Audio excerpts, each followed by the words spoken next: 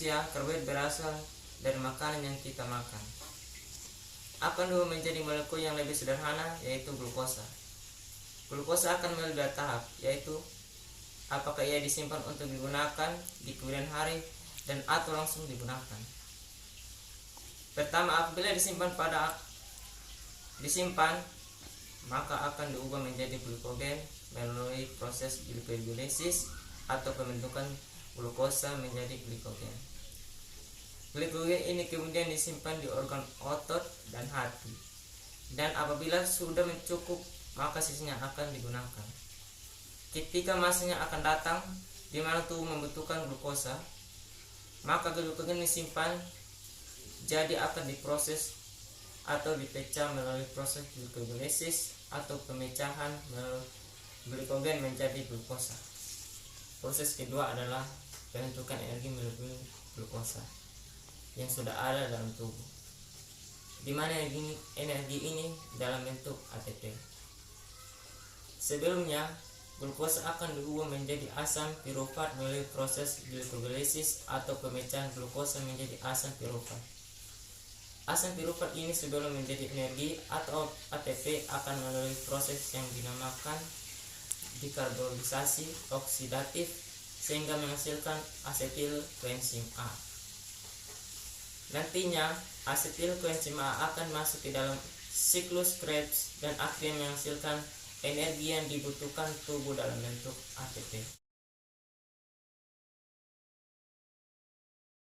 Metabolisme protein. Metabolisme protein adalah senyawa organik kompleks berbobot molekul tinggi yang merupakan polimer dari polimer asam amino yang dihubungkan satu sama lain dengan ikatan peptida. Sumber protein daging yaitu kentang, ikan, susu, kedelai, dan telur. Metabolisme protein adalah proses biokimia yang mampu mensintesis dan memecah protein menjadi asam amino melalui proses anabolisme dan katabolisme. Anabolisme adalah pembentukan ikatan peptida antar asam amino untuk menghasilkan protein. Anabolisme protein terjadi di ribosom hampir seluruh sel dan tubuh, diatur oleh DNA dan RNA. Katabolisme protein adalah pemecahan protein menjadi asam amino untuk diedarkan ke sel lain dalam tubuh. Protein menjadi enzim protein menjadi asam amino. Asam amino memerlukan proses pelepasan gugus asam amino. Gugus protein diubah oleh enzim protein menjadi asam amino. Asam amino memerlukan proses pelepasan gugus amino. Gugus amino akan dibuang karena bersifat toksis. Lalu asam amino berubah menjadi asam perisulfat dan asetil CoA. Protein dalam sel tubuh dibentuk dari asam amino. Bila ada kelebihan asam amino dari jumlah yang digunakan untuk biosintesis protein, kelebihan asam amino akan diubah menjadi asam keto yang dapat masuk ke dalam siklus bersitrat atau menjadi urea. Metabolisme lemak. Lemak merupakan ester yang tersusun dari 3 asam lemak dengan 3 gugus alkohol dari senyawa gliserol.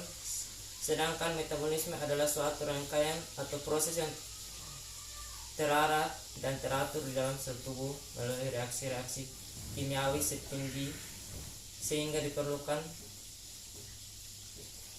dan atau dihasilkan bahan-bahan tertentu seperti unsur, molekul, dan energi. Jadi disimpulkan bahwa metabolisme lemak adalah proses tubuh untuk menghasilkan energi dari asupan lemak setelah menjadi seri-seri makanan yang telah masuk ke dalam tubuh kita.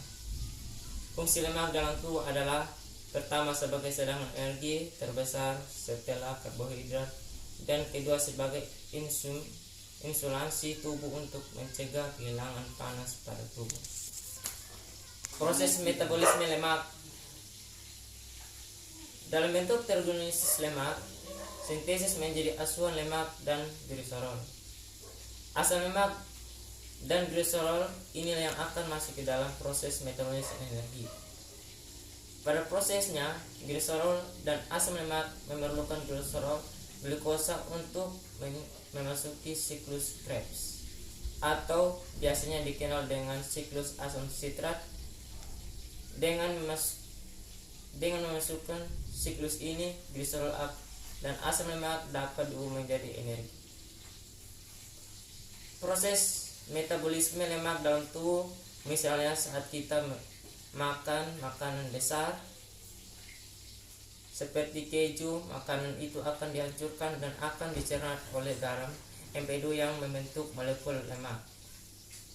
Molekul lemak akan diuraikan oleh enzim lipase menjadi molekul asam lemak, dan molekul glukosa keduanya akan diabsorpsi oleh jontor usus yang diubah menjadi senyawa yang diperlukan oleh jaringan, dan sisanya akan diekskresikan atau dikeluarkan melalui ginjal dan paru-paru.